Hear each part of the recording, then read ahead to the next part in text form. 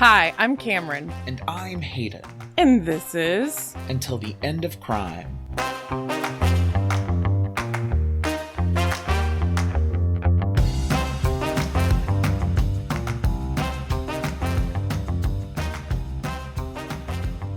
You know, I did go through and I looked at our YouTube comments and I saw the comment about the political nature of our podcast. And I was like, this dude is pissed off. Yes. This white man is displeased with us. Yeah. A lot of resentment. But you know who's not pissed off? You know who I want to do a shout out to? Who?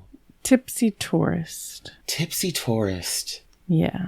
Another YouTube follower and commenter. Thank you, Tipsy Tourist. Thank you, Tipsy Tourist. Yes. All right. Hayden. Yes. Do you have any experience with paintball?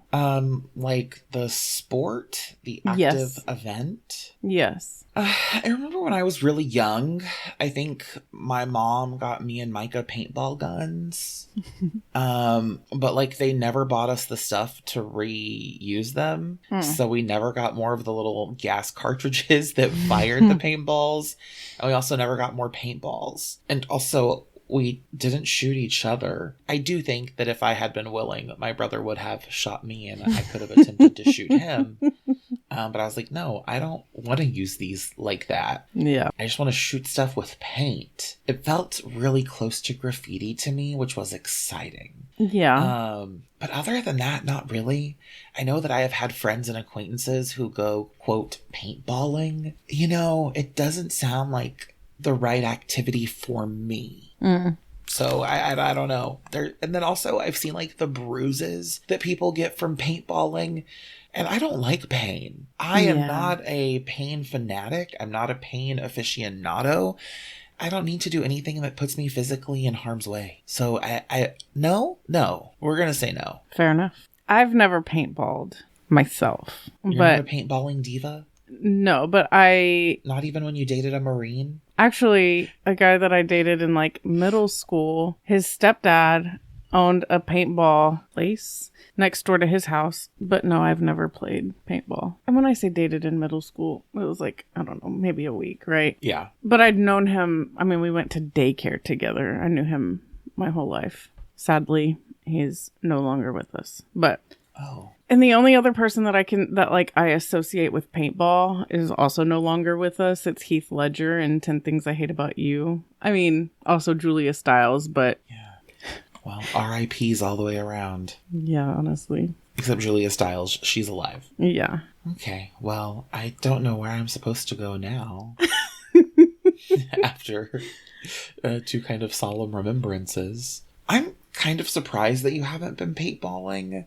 Just because I feel like that's something that, listen, you're not really talked into things. You do things because you want to do them. But you are willing to try new things if other people are willing to go do it with you.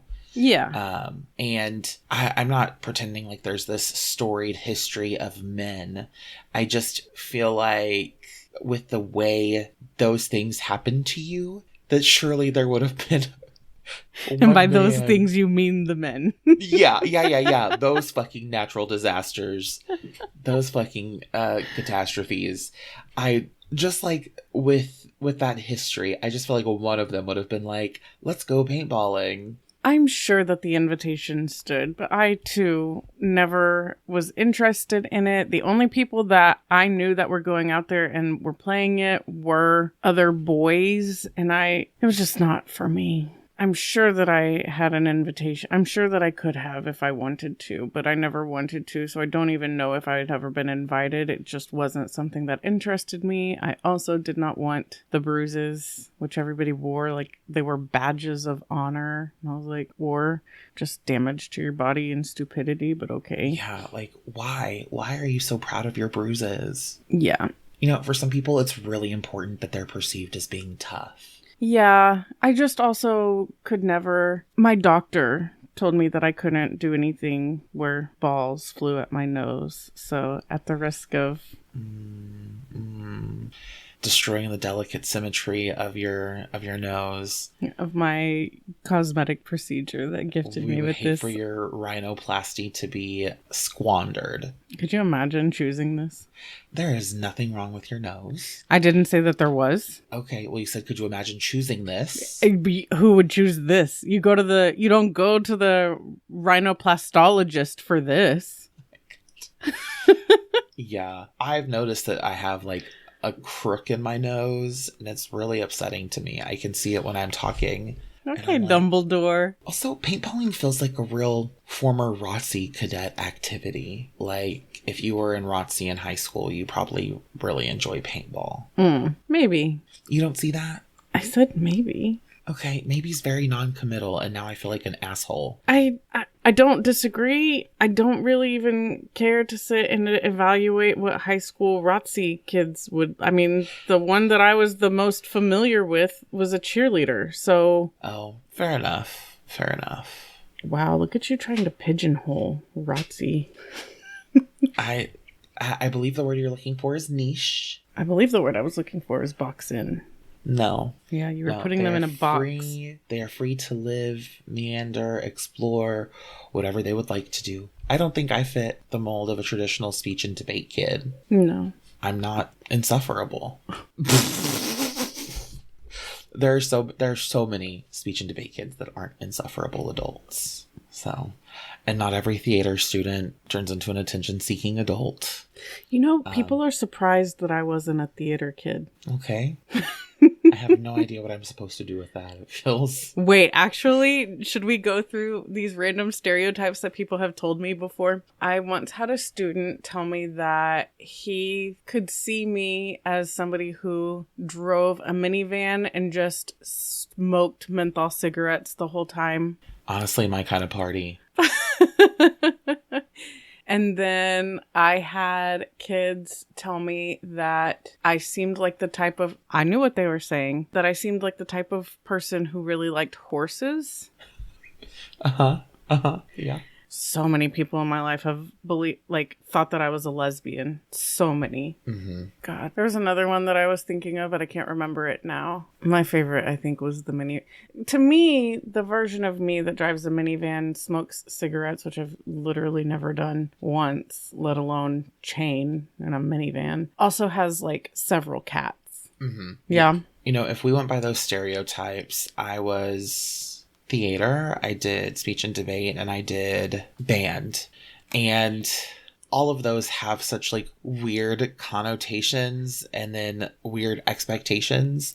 And I think that, of course, there are some that I fit. I do often enjoy attention, right? I like to be humorous. I like to have good conversations. Sometimes I tend to be melodramatic. I can own that, honestly. But there are other certain elements I don't meet. Like, I think a lot of times former speech and debate kids get this rap of being know-it-alls.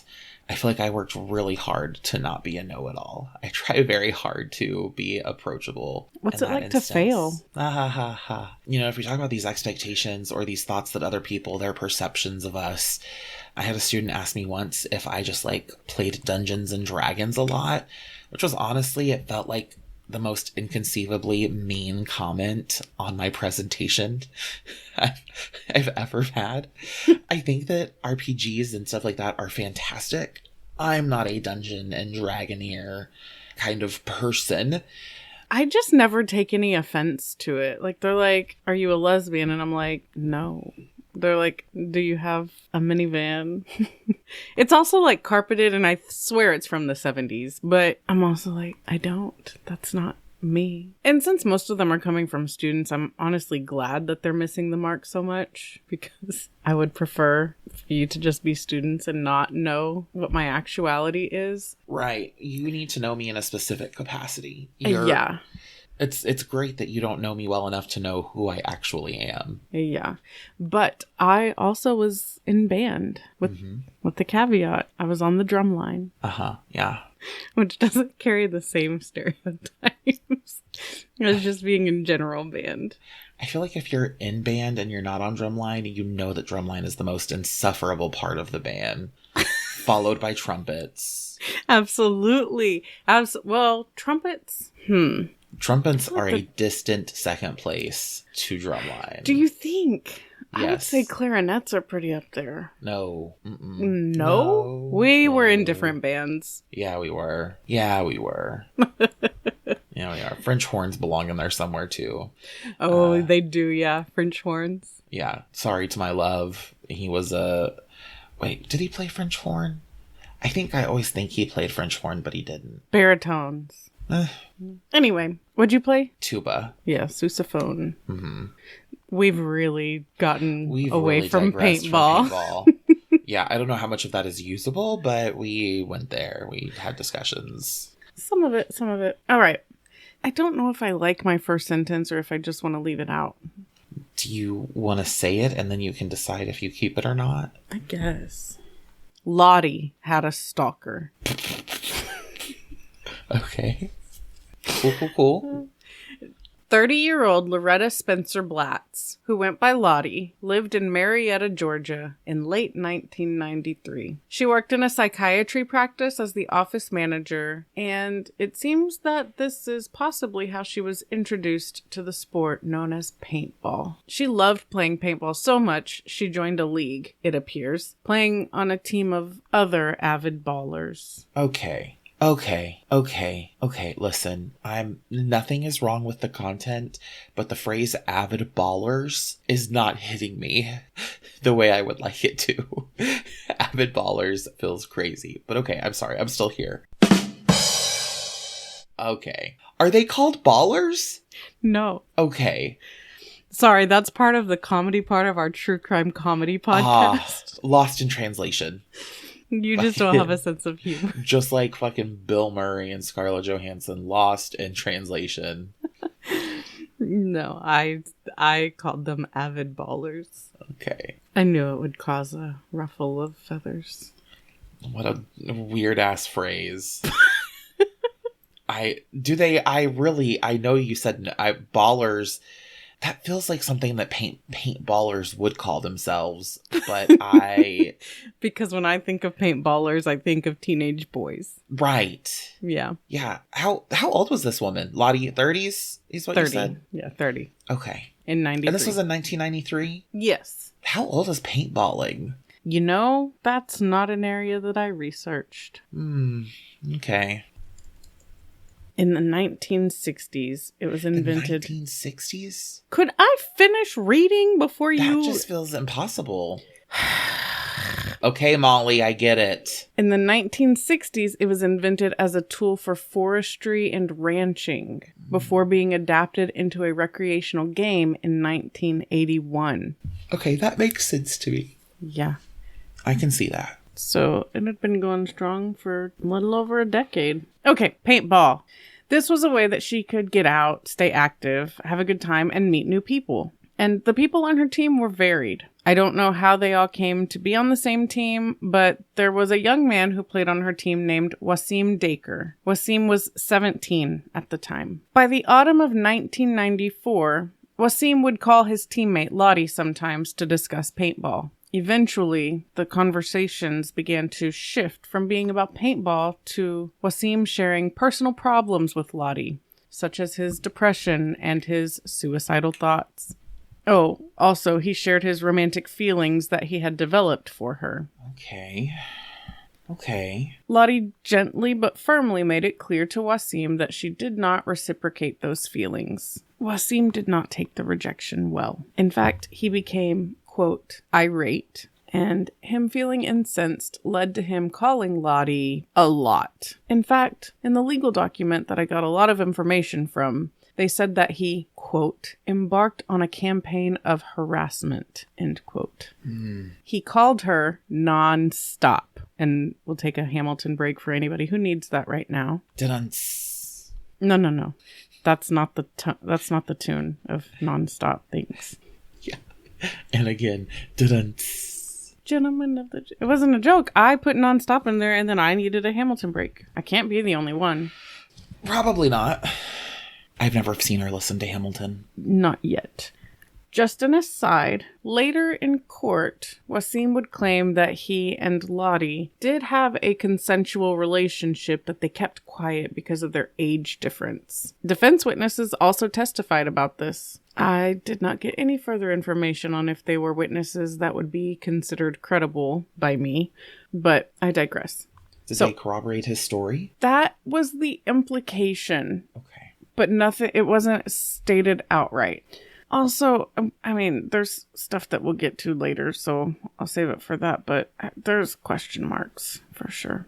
So Wasim called Lottie at whatever time of day seemed the least convenient for her. This is my assumption, but how else would you describe the calls in the middle of the night?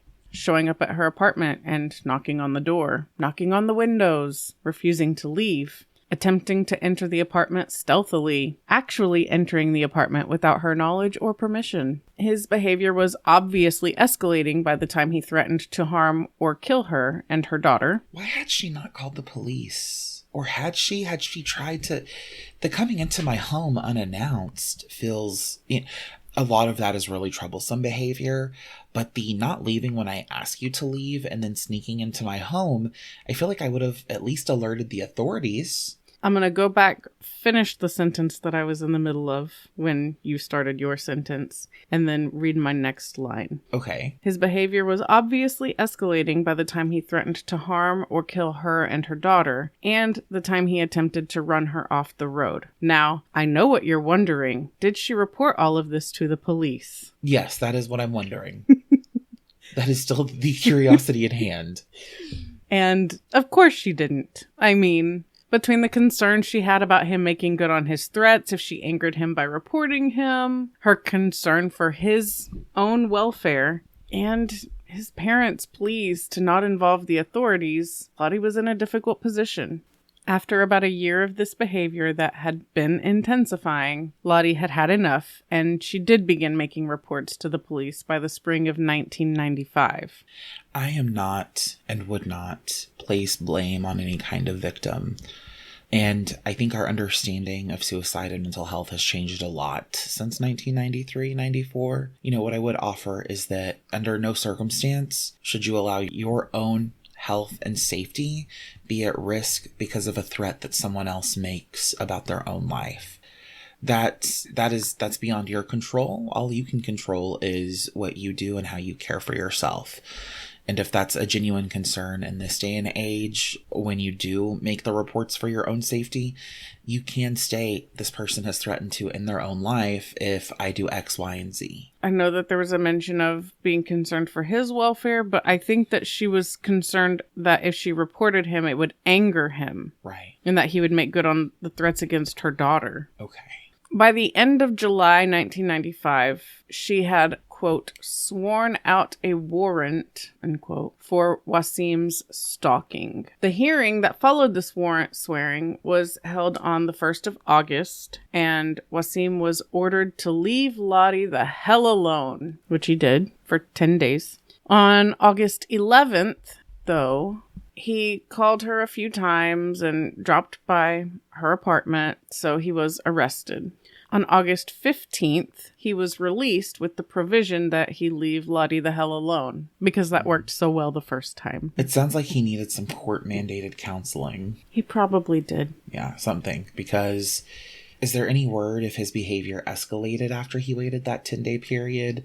Like, I know you shared that he tried to call and then showed up at her home, but was there anything else that was threatening about his behavior? Anything that warranted some kind of significant uptick in behavior? Not that I am aware of. Okay. Naturally, Lottie didn't feel safe. No, of course not. Yeah. So on September 1st, she moved in with her friend, Delta flight attendant, Karmen Smith. It's not 100% clear if her daughter moved with her or if she was staying with another family member for safety, but I do know that Karmen had a 5-year-old son, Nick, who was living there. Naturally, that same day, Wasim showed up at Lottie's place of employment. He was arrested again. This time, though, he continued his harassing phone calls to her from jail, threatening her. Okay. So our behavior is definitely rising now. Indeed. We're hitting a flashpoint. Yeah. So on September 20th, the judge ordered the release of Wasim to his attorney on the condition that he be sent to an inpatient psychiatric facility, Charter Peachtree Hospital. His physician would be the ultimate decision maker on when he could be released. Also, he could not make contact with Lottie. Ah, like every time before. Yeah. Okay. And once he was admitted to the hospital, the phone call stopped. He didn't make contact with her. After around 3 weeks in the hospital, Wasim was released on October 13th, and the phone calls started up again. This time, though, he was attempting to disguise his voice. Okay. Sure. Got it. Lottie began recording the calls as evidence, and there are recordings from October 14th and October 20th. On the 20th, Lottie took her phone off the hook, so Wasim couldn't get through to her. Shortly thereafter, and by shortly, I mean seconds later, Karmen informed her that, quote, her fucking stalker was calling Karmen, since he was only able to get a busy tone from Lottie's number now. And then I will quote a line directly from the court document I used as a source dated April 11th, 2000. 3 days after the October 20 telephone call, Smith was killed by foul play and her homicide remains unsolved. Karmen? Yep. Okay. She wasn't able to be in court herself, so I'll talk about this later, but they did amend for hearsay evidence to be allowed in since she was dead. Okay. So, of course, the murder of Karmen Smith left investigators considering Wasim as a possible suspect, which helped them obtain a warrant to search his home. And they found where he had written, in essence, that he was waging psychological warfare on Lottie for rejecting him. He wanted to, quote, destroy without actually killing her, unquote. That's not terrifying at all. That makes me think of earlier today. I was watching clips of, I guess, some television show called Squatters. And it's all about this guy who goes in with his team to non-forcibly remove squatters from the homes they're squatting in by essentially waging psychological warfare. And they push those people to their absolute limits. Yeah. Until they have, like, no psychological choice other than to leave the premises. Yeah. And so interesting that he's using this language of, no, I don't want to kill her, but I want to do everything but. Destroy. Yeah. Which I assume includes killing her best friend. But I don't know if that's how this story shakes out. So, the 2 recordings that Lottie made ended up creating a very strong case for court, where Wasim was found guilty by a jury of 2 counts of aggravated stalking. Wasim appealed his convictions on several grounds. During jury selection, he had challenged the prosecution's use of a peremptory strike for the 1 black juror who had been in the pool, and that Lottie should have not been permitted to mention anything about Karmen's death during the trial, which she only did when hearsay evidence was allowed, and she was asked why Karmen was not there herself to testify. The convictions were upheld, and Wasim was sentenced to 10 years in prison. Did he get out and won because of good behavior? No. Okay. I don't know that he did get out. Okay. You're wondering about Karmen Smith's murder, right? Yeah, absolutely. Was it ever solved? You nailed it. That is what I want to know. You love cases that are not solved. I do love unsolved cases. That's true.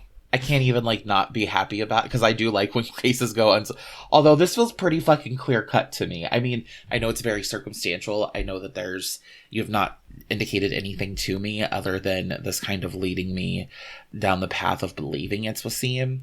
So I'm still open. So in 2009, forensic advancements had occurred, and a blanket from the scene had been taken as evidence, and it was tested for DNA, and they got a match.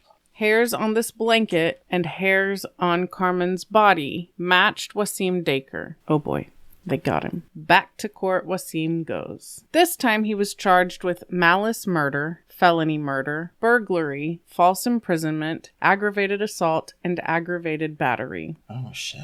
Let's rewind to the 23rd of October, 1995, and do a rundown of the events that happened that day. So Lottie had moved in with Karmen and her son Nick. Karmen and Nick stay in the basement apartment of the home. The morning of the 23rd, it is believed that Wasim broke into the home and ambushed Karmen. She was bound and strangled with a rope before being stabbed in the back with a sharp object. My God. And her injuries were fatal. And then her killer waited around for about 4 hours. How do they know that? You might think it has to do with Lottie. Uh-huh. But you'd be wrong. Okay. Nick, who had been in kindergarten for all of 2 months, arrived home after the school bus dropped him off around 5 p.m. And when he entered the home, he was attacked. He was stabbed somewhere around 18 times and left for dead. And it is at this point that the assailant assumed that he was dead and took off. But you already know that Nick did not die because the only homicide I mentioned was Karmen's. That's horrific. Miraculously, little 5-year-old Nick, riddled with nearly 20 stab wounds, was able to crawl to get help. First responders raced against the clock to get him life-saving care, but they did it, which is how Nick was able to take the stand in 2012, questioned by none other than the man on trial for murdering his mother and attempting to murder him. Yes, Wasim decided that he would represent himself with no legal counsel present. Oh, of course he did. And just like Honest Abe once said, the man who represents himself has a fool for a client. Mm-hmm. So he not only that, he ate with it. Abe ate. Ate down. Ate down. Wait.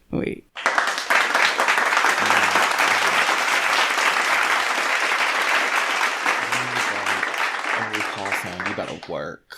You better work. Cover girl. All right. So not only did Nick testify, having to field questions from Wasim himself, but Lottie also testified, and it was powerful testimony. At one point, Wasim asked the judge to deem part of Lottie's testimony inappropriate, to which she shot back that it was inappropriate for him to have stalked and harassed her and now stand there and ask her those questions. Right. He was found guilty on all counts and sentenced to life plus 47 and a half years in prison, and the sentences were set to run consecutively. Nice. Then, in March of 2013, Lottie Spencer Blatz filed 2 affidavits recanting her testimony. She claimed that she was suffering from anxiety, depression, and manic episodes when she gave her testimony, which is why she was under the influence of painkillers, muscle relaxants, and other substances. Okay. She had testified that Wasim had threatened her with a gun, and now she claimed that it had never happened. Not only that, but she also said that the blanket that was recovered from the scene of Karmen's murder and subsequently used to link his DNA to the crime wasn't actually valid evidence.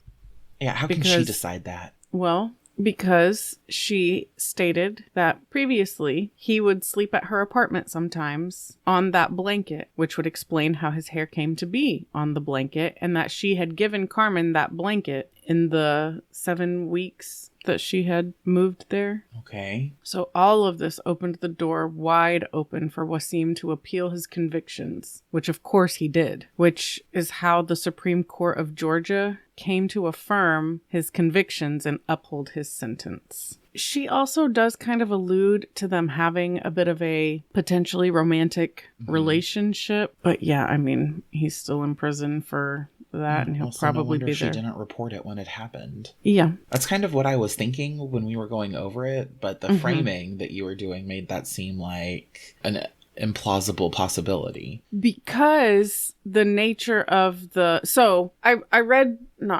watched a video of a lawyer, a legal analyst, some expert of the law. And I knew his name, but I can't think of it right now. But he was being asked, like, what happens now that she's come forward after he's been convicted and she's claiming that all of the things that she said on the stand weren't true.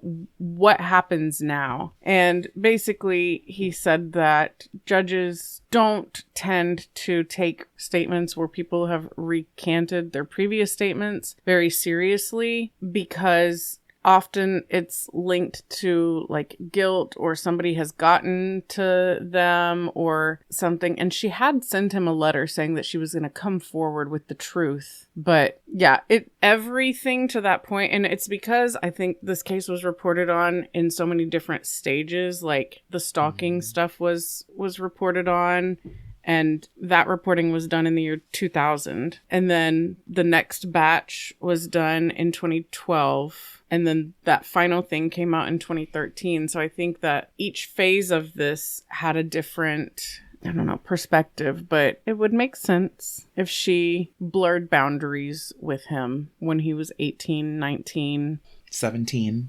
Yeah, sure, but there was no talk of him calling her really until almost a year after she joined the paintball league. Like, I don't know exactly when he joined. I think they met in 1993, but there was no real... Not to cast aspersions, but knowing that she was dishonest in the first place and that she made this, like, recantation, I don't know. I find it... If she was dishonest in the first place. Right. Well, she was either dishonest. She was dishonest, but we don't know if she was dishonest about the stuff before 2013 or the stuff since 2013. And also, her statement in 2013 sounded like kind of like the ramblings of somebody who was also going through some sort of mental health crisis of sorts. So who's to say? But yeah, she either intentionally lied or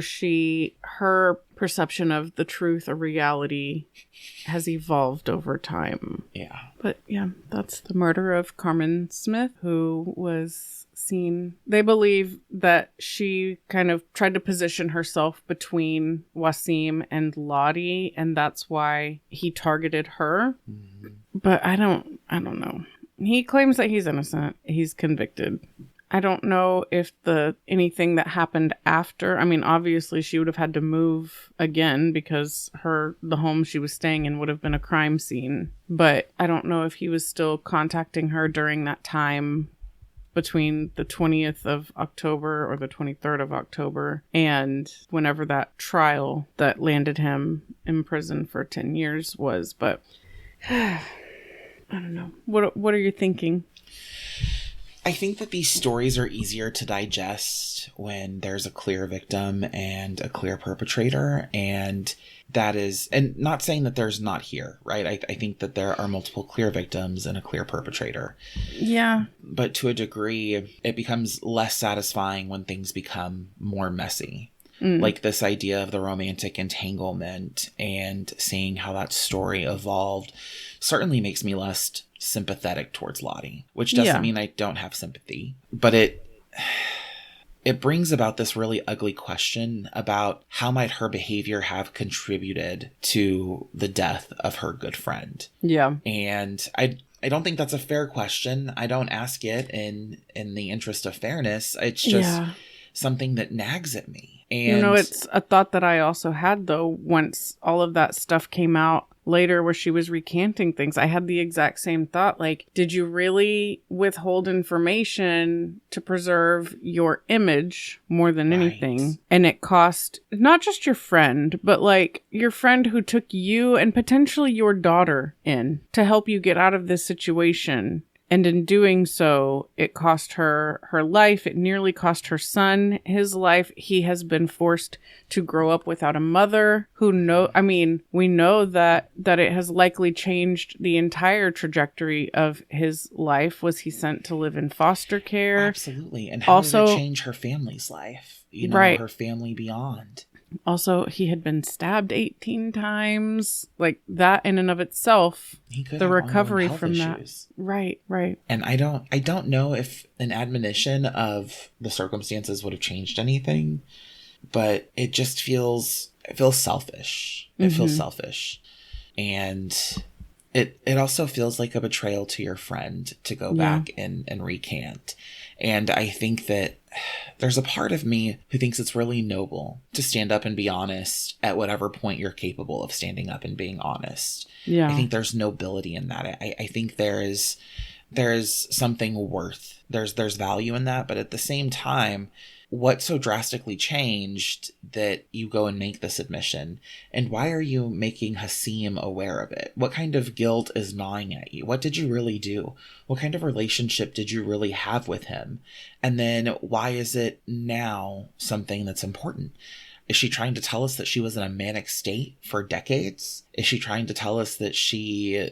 And again, it's not as simple as the questions I'm presenting. I don't think that's the case. And so I just find myself feeling kind of frustrated and disenchanted. And I imagine this might be how you feel when I tell you a missing persons case, because I feel like even though I've got the information, it's unfinished. I want to hear Lottie say kind of a post-mortem of the situation. What was she thinking? What was she doing? Yeah, to a degree with Lottie, I don't want to say washed my hands of her once I saw the recanting. But again, like I said, it's possible that her recanting has to do with whatever she was going through mentally at the time after the trial, after the confirmation that this man who had stalked her and made her fear for her life had actually taken the life of somebody that she knew who had been helping her.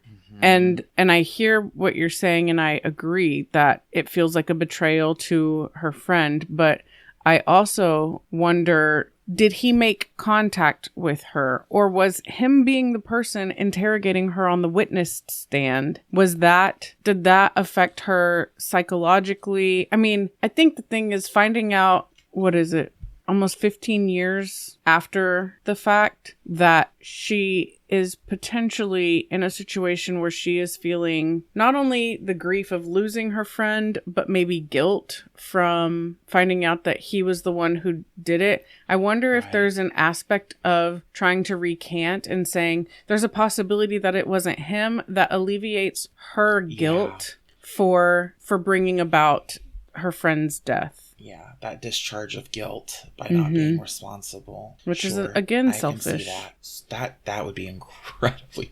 And I'm sure even done unknowingly, it's still selfish. Of course. I'm not saying intentionally selfish, but, like, I don't want to feel like I am responsible for this little boy who's now a grown man facing the person who stabbed him 18 times on the stand, for my friend not being able to see her son grow up. Like, I don't know. It is difficult, but yeah, like 6 months or maybe a year after his conviction for the murder and attempted murder, she was like, I take it all back. It would be hard to wrap your head around. Yeah. Yeah. So that is the tragic loss of Karmen Smith. That genuinely is tragic. I mean, I feel like we say this all the time. They all feel so senseless, but it just feels exceptionally senseless when she was just caught in the crossfires of somebody else's potentially messy situation. Yeah. I mean, we don't know. It would be interesting. I think it would be interesting to know if there was any truth to whether or not he ever stayed at Lottie's apartment. Even on the couch. That would be interesting to know. Right. Because, I don't know, it's just kind of wild to think that you would allow... And I'm going to say she was 31 and he was 18. I'm not even going to make any sort of assumptions that this was happening when he was 17. But let's say... Even in that case, it feels predatory. You might not have been sexual with him, but you knew there was a relationship there that was inappropriate. And so, I don't know. I have a harder time letting her off the hook. Yeah, if that happened. It happened. But we don't... there's no way to really know. No, you're absolutely right. This is pure speculation. Manic. And, I don't have... no ill will towards Lottie. It's just a question of I'm so confused about this situation. And I think this is one of those times where a case that is... I mean, obviously, I don't think there's as much information about this case as there are several others that we go over.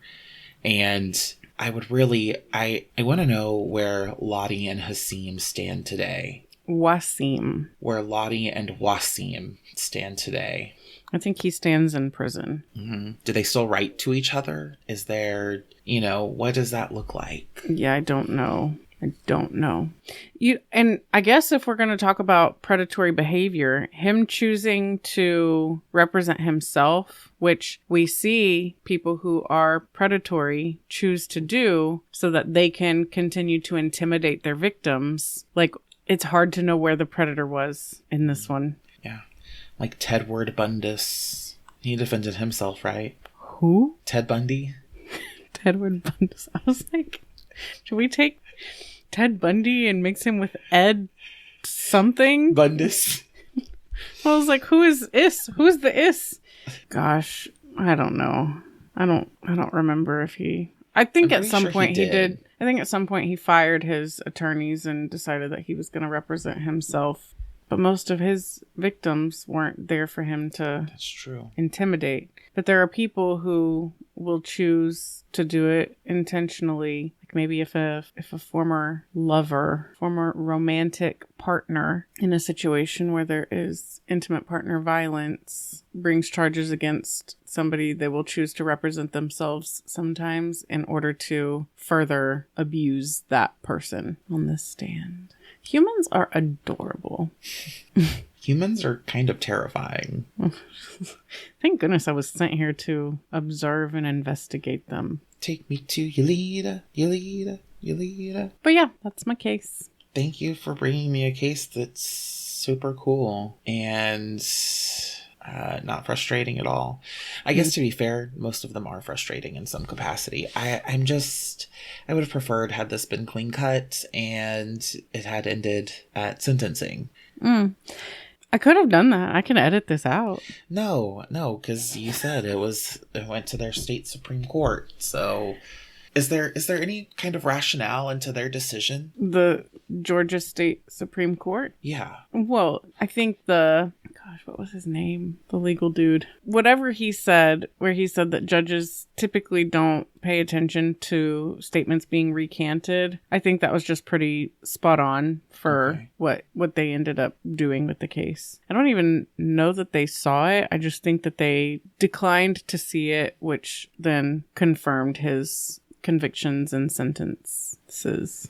I did not like that the 47 and a half years was running concurrently. Was it concurrently or was it? I thought you said it was consecutive. Did I? Yeah. Well, I never listen when I speak, so it's possible. Consecutively. Yeah, look at me. Somebody listens when I speak. Yeah, miraculously. Yeah, with all the clicks and bangs I've been hearing this episode. I thought I was doing a good job. At one point, I was tapping on my own fingers. You have to sit absolutely still. Like me. I can't do that. That's why I yawn so much. I cannot not do something. I'm already not talking when you're talking. I can't not move. It's fine. Riverside usually does a pretty good job of removing them on their own. Good. I'm grateful. Thank you for sharing the case with me today. I did like it, even though I still have conflicting feelings, and I feel like I shouldn't. I feel like I shouldn't question anything, but I also feel like I would be remiss not to express some incredulity. Yeah, really, once Karen was killed, I kind of... Who? Yep. Well, that's fine. I've been afraid to do that. So it's Karmen, but with a K. So every single time I would read it Karen, and I would be like, no, it's close to your name. And then I would have to say Karmen. Like, literally the whole time. There was not a time. I could have just changed all the spelling to C, but I didn't do that because I don't like that. Yeah, so really once Karmen was... I can't laugh. I'm talking about her being murdered. I'm not laughing at her murder. I'm laughing at you feeling like I thought you were going to say Karen again. Not you. Me. I've been feeling it the whole time. Oh, so okay. Once, like when I was reading it, every time her name came up, in the words that I wrote, I was having to stop and be like, it's not Karen, it's Karmen. It's not Karen, it's Karmen. But once Karmen was murdered, to me, it became not really as much about Lottie, although I do appreciate that she started recording the harassing phone calls because she got those 2, which was the 2 counts that they were able to get a conviction on that put him away for 10 years, which then made sure that once they did use DNA to, I bet what was happening because it was 2000 that the sentence was upheld or something, because he appealed everything. He appealed everything. But I think in 2009, it was closing in on his potential release. Though I'm like, how? He should have probably been out by 2009 because he would have been taken in whenever the trial, after violating his release or whatever. It's hard to imagine that he would have been in there for more than 10 years when he was sentenced to 10 years because of time served that would have happened in the years leading up to the determination by the appeals court in 2000, April of 2000. But I'm wondering if they saw that he was going to be coming up for release and they were like, wait, we've had all of these advancements in forensic technologies. Let's see if we can link him to Karmen's murder and keep him locked up like Akon. And there you have it. All right. Should we send this one home? I think so. I'm ready. All right. That's you. Thank you for listening. Until the next crime. Is that right? That's all we've got for this episode. Thank you for listening. And that's all we've got for this episode. Oh, I don't say that part. You do. You say both of the parts. Wait, what parts do I say? And that's all we've got for this episode. Thank you for listening. Oh, and that's all we've got for this episode. Thank you for listening. Until the next crime. Why the fuck was that so hard? If you enjoyed listening and want to hear more, please subscribe, give us a 5-star rating, and leave a review. The link to join our supportive bestie tier on Patreon for only $2 a month is listed in the show notes. Also, make sure you're following us at End of Crime Pod on Instagram. Our email address is endofcrimepod@gmail.com, so feel free to reach out with questions or episode suggestions.